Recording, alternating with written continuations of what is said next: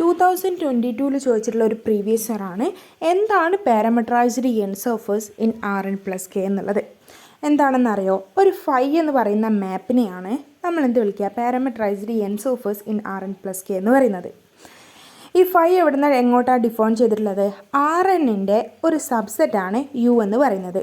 ഈ യു സ്മൂത്തും ആയിരിക്കണം, ഈ യു എന്ന് പറയുന്നത് കണക്റ്റഡും ആയിരിക്കണം, ഓപ്പണും ആയിരിക്കണം. ഓക്കെ, യു എന്ന് പറയുന്നത് കണക്റ്റഡും ആയിരിക്കണം, ഓപ്പണും ആയിരിക്കണം. നമ്മുടെ ഈ ഫൈ എന്ന് പറയുന്ന മാപ്പ് ഉണ്ടല്ലോ, അത് സ്മൂത്ത് മാപ്പും ആയിരിക്കണം.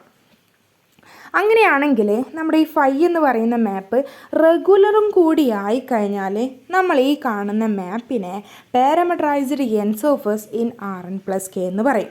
ഇനി നമ്മൾ ഇതിൻ്റെ ഒരു പ്രോപ്പർട്ടി നോക്കുകയാണെങ്കിൽ നമ്മൾ യുവിൽ ഒരു പോയിൻ്റ് പി എടുക്കുന്നു, എന്നിട്ട് അതിൻ്റെ ഡി ഫൈ ഓഫ് പി കാണുമ്പോൾ നമുക്കൊരു നോൺ സിംഗുലർ ആയിട്ടാണ് കിട്ടുക. Okay, D phi of P non singular ആയിരിക്കും. അപ്പോൾ എന്താണ് parameterised n surface in Rn+k എന്ന് പറഞ്ഞാൽ അതൊരു സ്മൂത്ത് മാപ്പാണ് ഫ്രം യു ടു Rn+k. അതിനെ നമ്മൾ ഫൈ എന്ന് ഡിനോട്ട് ചെയ്യുന്നു, where U is connected open set in Rn which is regular.